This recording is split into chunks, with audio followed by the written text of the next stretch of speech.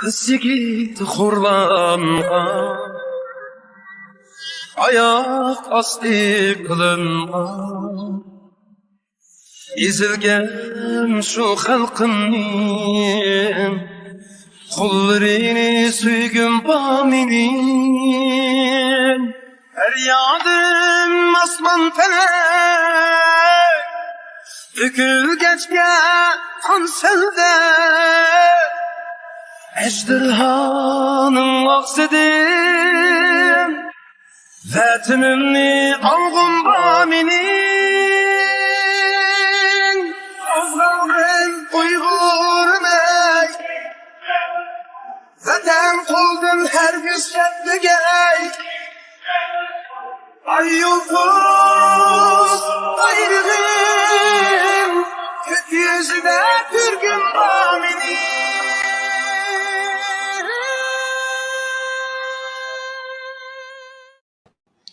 Assalamu alaikum wa rahmatullahi wa barakatuh. Dear brothers and sisters, welcome to a special episode of Talkies Turkestan. I have with me today Drew Pavlou.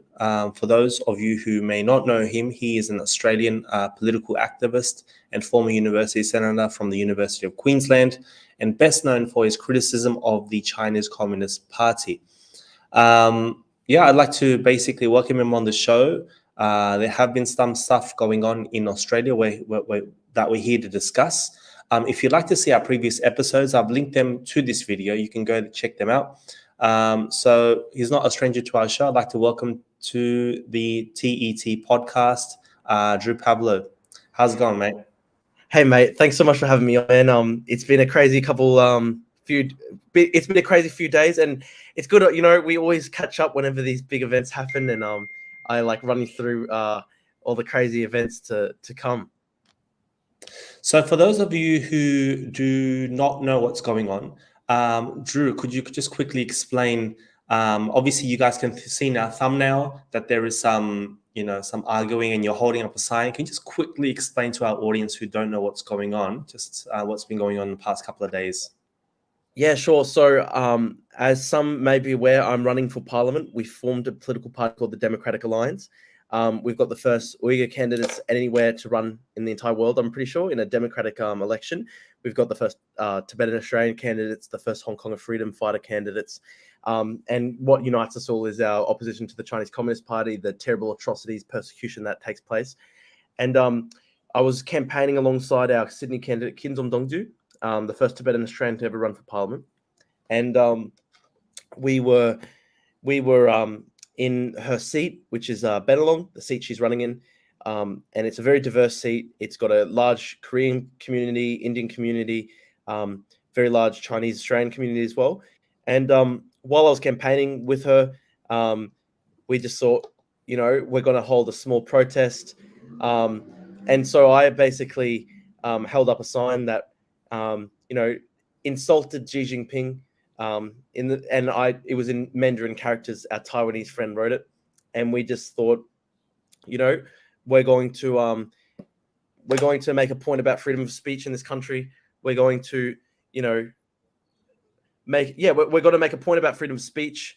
We're going to go out, exercise our right to speak freely in our own country, insult Xi Jinping in the middle of Sydney, and so we did that. And within like 2 minutes of me holding up that sign, and now I wish I hadn't. Put a swear word on the sign. But I mean, this is a guy, as we all know, who has millions of Uyghurs in concentration camps, torture, systematic rape, the worst abuses since the Holocaust. And so, I think he deserves absolutely no respect. We should be able to insult this man. He's one of the most brutal dictators to ever live. And my point is, I should be free to criticize any dictator in my own land of Australia, my own country. I should be able to say whatever I want about Xi Jinping. But within 2 minutes of me holding up that sign, I was violently attacked, assaulted. People came in, they tried to rip up the sign. They were sort of getting in our space, about to hit us. The camera guy, he was attacked from behind. They put him in a bear hug, crushed his ribs a bit, tried to smash his camera. It was just really like it was quite brutal, their response. And so they were viciously attacking us, and they were swearing at us, and they were hurling racial insults. They were calling our Taiwanese friends yellow. Oh, they were calling our Taiwanese friend rotten banana, yellow on the outside, white on the inside. It's a terrible racial slur. They were yelling at me, "You're a white pig." They were saying "fuck Australians." So like we saw here very, very arrogant behavior from supporters of the Chinese government. They thought themselves above the law. Even in Australia, they thought that that they could speak down to Australians, they could insult Australians, and they were hurling racial insults. They were viciously trying to attack and destroy anyone who was criticizing the Chinese Communist Party. Now you sound regretful of these actions, but isn't this all the more reason to stand up against people like that? I mean, that shouldn't really. This is why we do it, isn't it? Yeah, no, of course. No, actually, you're completely right. I doubled down. Fuck Xi Jinping, man. Fuck Xi Jinping, because this guy has, as you know, millions and millions of Uyghurs in concentration camps. Women are being tortured, raped, systematically. Children are being separated from their parents. This is an ongoing genocide. It rivals the Holocaust. It's the worst incarceration of a religious group based on their identity since the Holocaust. And so, Xi Jinping deserves no respect whatsoever. As I said, fuck Xi Jinping. We have no respect for a man who commits genocide, and we should have no respect for this man. And we should be free to say anything we want about this man in our own country. This is democracy. This is free speech. He doesn't deserve any special respect, especially as someone who's committing genocide. To be honest, this is the equivalent of if we had, say, Jews still locked up in concentration camps, and we were protesting against Hitler, and we said, F Hitler. That's the equivalent. And so we're not allowed to say those things? Exactly. I mean, I made this point. Is it racist to go out? I mean, would it have been racist for someone to go out in 1939, when the genocide against the Jews was already starting? Would it have been racist for someone to go out and hold up a fuck Hitler sign? Would people have said, "Oh, that's anti-German"? Of course not. I mean, this is just ridiculous to say that it's just ridiculous to say that it's racist to attack a man who has the worst genocide in the world ongoing right now, Xi Jinping. Like, I mean, it's absolutely ridiculous to pretend that it's somehow racist to criticize this brutal dictator. And yet, the same fake progressives, they always come out, and it's always white progressives. If you notice, man, like, I mean, it's people who have white guilt, and they feel really, really, like guilty about all these various historical wrongs, etc. And so they have somehow fallen hook, line, and sinker for the Chinese Communist Party propaganda line that all criticism of the Chinese Communist Party is criticism of the Chinese nation, which we all know is a lie. There are so many millions of Chinese people who have fought against this dictatorship, who are brutally repressed by this dictatorship.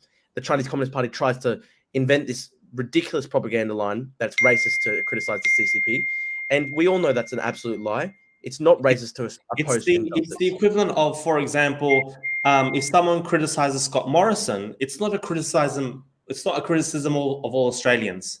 Or if someone hurls profanities at Joe Biden, you're not attacking Americans. That's the same thing. But somehow, when it comes to China, as you've mentioned, people have fallen for the propaganda that if you criticize the Chinese Communist Party, you're criticizing Chinese people, or if you criticize Xi Jinping, you're criticizing Chinese people, or it's anti-Asian hate. It is a false propaganda narrative. I mean, we all know that if you went out into Sydney and you held up a sign that said "fuck Scott Morrison," you wouldn't be surrounded by 50 people. You wouldn't be assaulted, and you wouldn't have people accusing you of racism against Australians and the Australian nation. I mean, it's just a ridiculous double standard. In Australian political culture, we don't have respect for, we don't treat politicians like kings.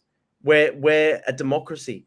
And in Australia, you go down the street and you ask someone, "What do you think of Albo? What do you think about Scott Morrison?" Half of them will probably say they're all dickheads, mate. I mean, we don't bow down before politicians as though they're kings. Yeah. I'm running for politics, and I don't expect any special treatment. Sometimes I actually had some of these comments from Chinese government supporters on Twitter. They're going, "Wow, someone should go out and hold up a sign that says 'fuck Drew Pavlou' and see how he responded." I'm like, I don't care. Go out and do it. I'm not going to try to stop you. Like, I believe in free speech. You attack me if you want. I don't expect people to bow down before me like I'm some kind of king. That's not what democratic. That's not about what democracy is about. Could you speak to what's your campaign against Gladys Liu? Who is this person for people that don't understand? And how is this person allowed to run? Of course, see, it's very, very important that we don't fall for the hateful attacks that we're receiving right now. It's very important that I don't just bow before the pressure and go, oh, I'm so sorry for being this evil racist, blah blah blah. It's very important that we don't bow down to these ridiculous Twitter mob campaigns. It's very important that we just basically in fact actually double down on our convictions. We're very strong in opposing the Chinese Communist Party because this is a dictatorship that has millions of repressed people suffering in conditions of torture. So Gladys Liu, she's the Liberal government member for the seat of Chisholm in Melbourne. A few years ago, she was in a video interview with Sky News, and she was asked, "Is Xi Jinping a dictator?" And she said, "He's not a dictator. He's an elected chairman." This is while there are still millions upon millions of Uyghurs in concentration camps, the brutal repression in Tibet, Hong Kong. All these atrocities were taking place, and she was saying, well, he's not a dictator, he's an elected chairman. She was running propaganda lines for him. And she was actually on the board of United Front organizations for, I think she was actually a member of a United Front organization for more than 12 years. When she was questioned on this, she just said, I can't recall being a member, as though we're all stupid. I think it was the 2016 election campaign, she raised $300,000 for the Liberals that ASIO flagged to the Liberals as a national security threat because the money was sourced from China, and they were forced to return that money. So Gladys Liu, she's got a very, very long history of really shady connections to the CCP. She literally was the chair of a United Front organization. She was a member of a United Front organization for 12 years. The Liberal Party had to return money she raised because it was linked to the CCP. She's an absolute disaster. She's probably one of the most corrupt politicians in the entire country.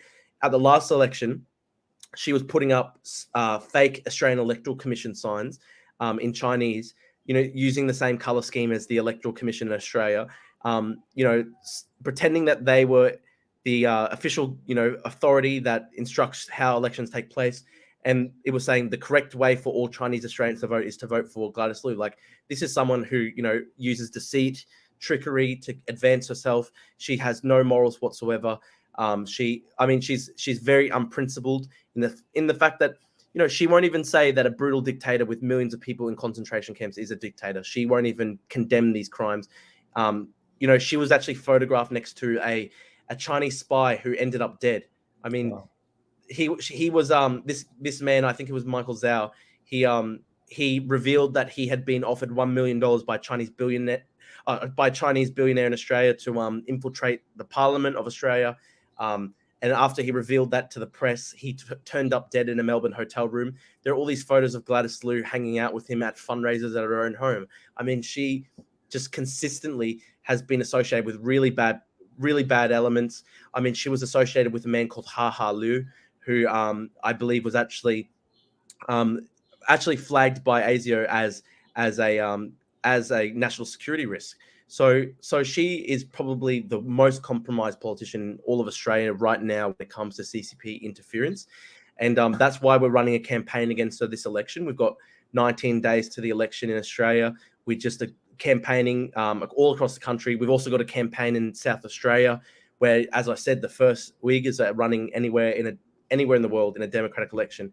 And we're going very hard there against Nick Xenophon, who worked for Huawei for a number of years. This was someone who was one of the most powerful independent politicians in the country. He retired from politics, worked for Huawei for a number of years, took millions of dollars working for them, was their top propaganda spokesperson in Australia, basically.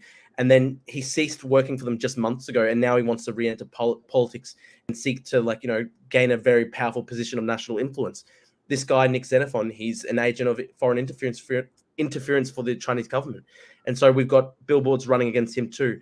So it's very important. You had the whole Twitter mob going after me saying, Drew's racist, white supremacist, blah, blah, blah, every single smear under the sun. Because I'm even though I'm one of the only, white guys who comes out and actually cares about Uyghurs or Tibetans or Hong Kongers, because, most of the fake progressive left don't care whatsoever about it. When do you see the mainstream left ever talk about Uyghurs, Tibetans, Hong Kongers? They don't care. So I'm one of the few ones who actually does care, and so they call me a white supremacist. They throw every smear against me under the sun. It's very important we don't give in to that, and we actually just double down in the face of these mob-like attacks. And so every time they go, Drew's racist, he's terrible, blah blah blah, just don't listen to them. Instead, go out, put up a new billboard. That's my policy. That's my philosophy for the next 18, 19 days of the election. I'm not going to allow myself to be, I'm not going to let them mess with my head. Exactly. Because we were worried, obviously, we've labeled this discussion as is freedom of speech dead? And you saying that the New South Wales police were going to charge you, or in the process of charging you. We know that this fella is charged. You've let us know of that. So what's happening with him and what's happening with you with regards to charges? Yeah, so I learned today that the man who attacked us was charged by police with assault. A number of days ago, I think it was like 2-3 days ago, so immediately after the incident occurred, I went to the police station, gave a statement about having been assaulted. And then the next day, as I was getting a flight back from Sydney to Brisbane, literally was in the taxi to the airport. I got a call from a detective, and he was basically like, we need you to come back into the station. And I was like, oh, what's going on? I've already given a statement. I'm on my way back to the airport. I'm on my way to the airport to go back to Brisbane. And then he goes, the investigation has escalated to, there are two detectives on it now. We're looking into your sign. I said, what's wrong with the sign? And he goes, oh, well, it's not just fuck you, Xi Jinping, is it? It's, and he said, it's Xi Jinping, fuck your mother. And I said, well, I talked to Badia Cow, the Chinese street artist. There's no literal equivalent of fuck you in Chinese. Like fuck your mother is the equivalent of, fuck you. And so, it's a generic insult against Xi Jinping in any way. In any case, man. No, this is just a game. The Chinese people know, these ultranationalists know this. In Chinese, when you say "cao ni ma" to someone, it's literally our version of "f you." Yeah.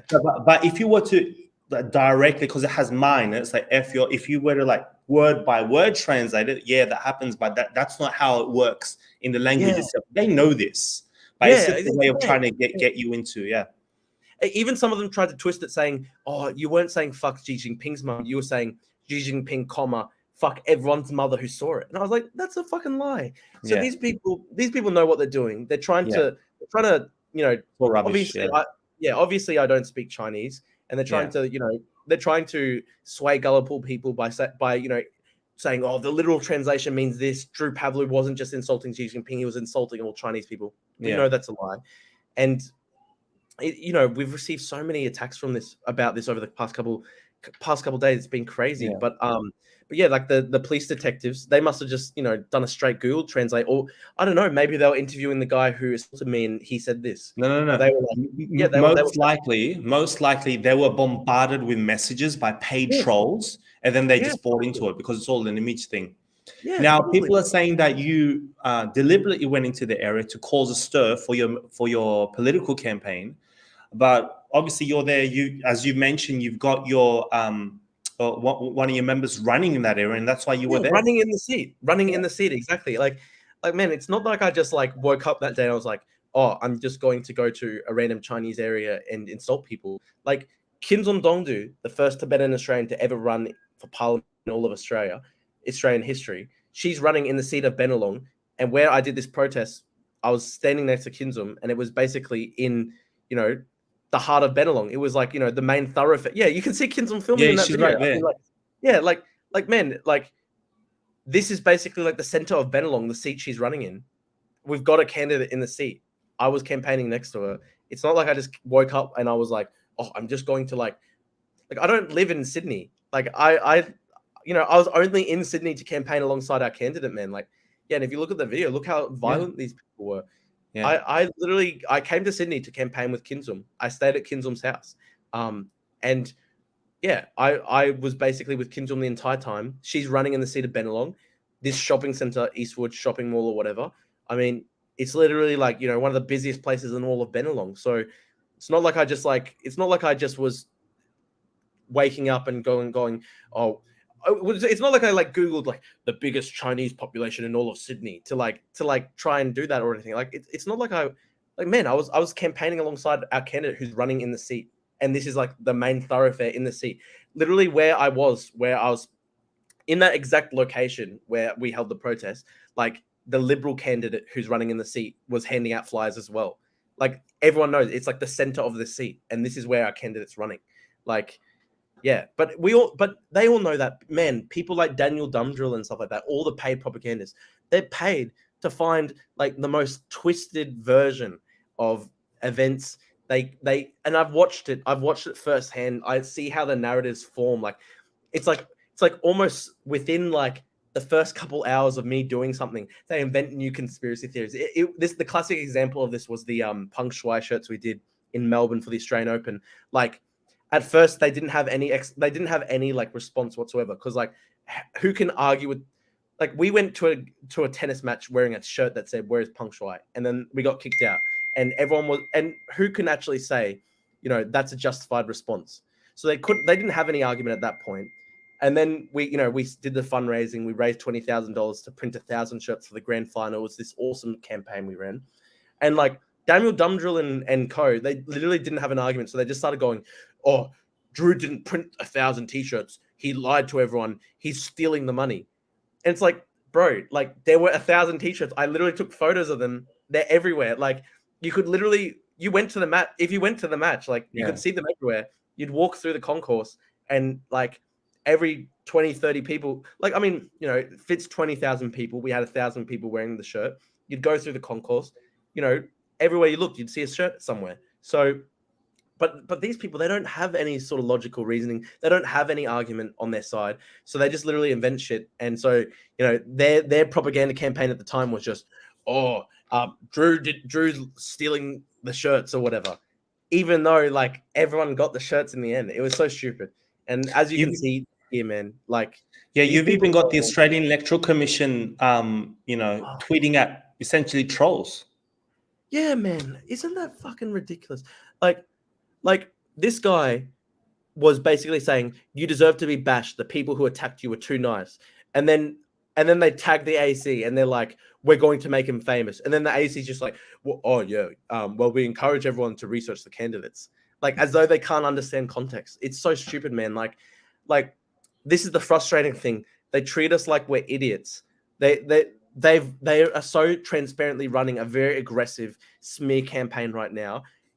Half of the pro CCP people on Twitter aren't just running a smear campaign. They're like deliberately, like they're actively encouraging more violence against me. Like today, there were people who were posting like, my family address. They were telling people go out, like, hurt his parents, make him pay. Basically, there were people who were like basically trying to dox my family today and send death threats, and then like that's half of the sort of mob campaign we're dealing with right now. And then Daniel Dumdrill and co, they're pretending they've got this like really legitimate valid reason to be upset with me because Drew's so racist, etc. And then meanwhile, like 50% of the hate campaign that's being directed against me right now is literally people just going, "Oh yeah, Drew deserved to be bashed, and if I was there, he would have been fucking killed." What's crazy is people are saying, "Oh, Drew, you went into a Chinese area, you went into a Chinese neighborhood." It's Sydney. Exactly. This is Australia. You can Sydney, have Australia. 1,000 Chinese live there, but that's Australia. You can't just carve out your own country. It doesn't work that way. I know, right? Like they're like, Drew went to a Chinese area. Hang on, like I was in Sydney. Yeah, it's not an autonomous part of China, or like they think if they left it up to these guys, if they left it up to these guys, you'd be taken to a concentration camp right now. Yeah, well, man, I'm talking. I've received hundreds of death threats over the past couple days. Like people basically saying, and not just against me. Like people saying, like, "Oh, his parents didn't raise him right. Here's his family address. Go make him pay." And then people are saying that I'm the problem. No, this is like textbook fascism, man. This is like an indication of what we're dealing with. These people are fascists. They don't believe in democracy. They don't believe in free speech. They don't even believe in the existence of Australia as an independent sovereign country. Like these people think they're above the law, and they think that they should be able to get away with just crushing anyone who criticizes the CCP. It's ridiculous. This isn't the Eastwood Autonomous Region of the People's Republic of China. Look, we're in Sydney. It's Sydney, man. Obviously, they have something, or something has made them feel this way to be able to bully Australians. What do you think that is, and what is your campaign, or what is your party trying to change about that? Well, unfortunately, for a very long number of years now, the Australian business, political, economic elite have been completely in bed with China, and China remains Australia's top trading partner to the tune of hundreds of billions of dollars a year. So they're a very, very powerful vested interest in this country in favor of deepening the relationship with China, even while China commits genocide, even while China, threatens us, ties a noose around our neck by, building military bases off our shores like Solomon Islands. And so there's a level of arrogance where they believe that, as an economic superpower, Australia should just basically be a tribute state, should pay deference to them. I mean, there was the Global Times article, the editorial that called Australia gum stuck to China's boots. And that honestly is the arrogant mindset of these people, because it's an imperialist mindset. What do we, like, for example, man, we're on East Turkestan talk right now. What does the Chinese government, how do Chinese imperialists refer to East Turkestan? They call it Xinjiang. They call it, the new borderlands, the new frontier. Meanwhile, the Uyghurs have lived there for like 1,000+ years.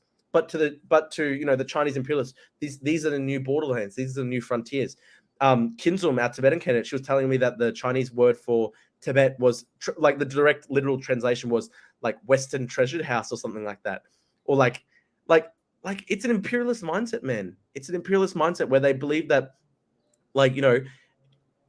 they believe that non-Han are basically barbarians who must like pay deference to the emperor. It's a resurrection of ancient imperialist, ethno-nationalist politics, dynastic politics, where they see themselves as the center of the universe, and all other countries must simply be, tribute states orbiting around the emperor.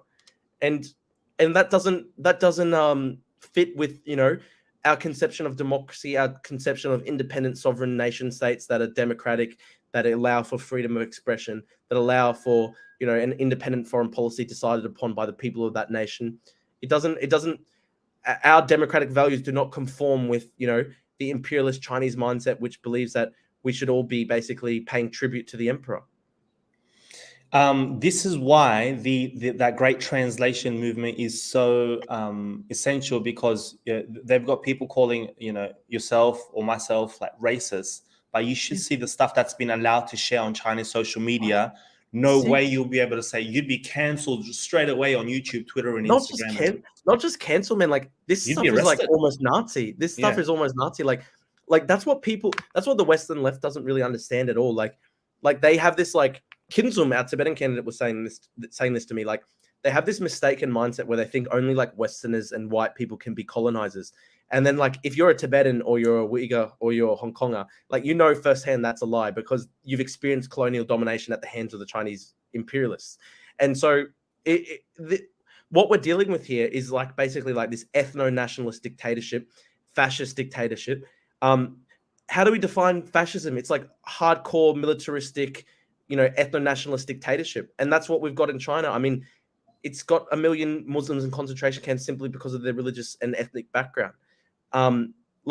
They call other countries gum stuck to their boots. They don't respect the sovereignty of any other nation state. They believe that Chinese Australians in Australia are not cannot be Australian. They don't respect dual citizenship. They don't believe that Chinese Australians have a legitimate role in our democracy. They believe that all Chinese everywhere must serve the CCP. It's a fascist dictatorship, man. It's ethno-nationalist. It looks down upon Uyghurs. It looks down upon Tibetans. It looks down upon non-Han as inferior. For those of you who want to support Drew, I've got the link to his link tree where you can support his political campaign. Thank you. Is there anything else that you wanted to mention before I let you go? Oh, look, if you're an Australian citizen, you can donate to our campaign at drewpavlou.com/donate. I think Aslan's got it here. Basically, we don't have the funding of the pro-CCP candidates. We don't have the funding of the establishment behind us. We're just young people with a dream. And look, we've raised $70,000 overall, which is quite amazing given no one gives us a chance. And look what we've been able to do with $70,000. I mean, yesterday on Wikipedia, I had more Wikipedia reads than Scott Morrison, the Prime Minister of Australia. And Wow. man, these guys have like $100 million budgets for their campaign. And we're running this thing very, very much on the cheap, but we're using guerrilla tactics. We're thinking outside the box. We're making a stand when it comes to free speech in this country, standing up for the right to free expression. We're not going to be censored by the Chinese government in our own country. And if you agree with that message and you're an Australian citizen, please get behind the campaign. Maybe you can volunteer if you're in Adelaide, Melbourne, Brisbane, or Sydney. Or if you've got some spare cash, you can potentially donate. And if you're a voter, please put one next to our party. South Australia, the first Uyghurs ever to run in any democratic country in any democratic contest anywhere in the world, I believe. So please get behind that campaign. South Australia, we've got the first Uyghur candidates. Sydney, first Tibetan Australian. We're going very hard against Gladys Liu in Melbourne, and then I'm running for the Senate in Queensland. If you are in Queensland, that's statewide. So, if you're in Queensland, please put a 1 next to my name on the Senate ballot paper. We actually have a link to a video where I introduced the party in the previous episode. You guys can check that out. Well, I guess I'll let you go, Drew. Thank you so much for coming on and clearing up all the controversy that's been happening. Obviously, we'll follow this and we'll be posting more. No worries. Yeah, so I'll do a separate goodbye after the show. I'm going to close out the show now. Thank you so much, man. And thank you, everyone, for getting behind us right now. Excellent. Until next time, brothers and sisters, Assalamu alaikum wa rahmatullahi. Salam, and happy Eid to all my Muslim brothers and sisters. Happy Eid, everyone. Umid üzme aziz halqim, Umid üzme ey ana yurt. Biz atlandık bu güreşke, o yıl taştek uyuşup. Allah verse bu nusretni,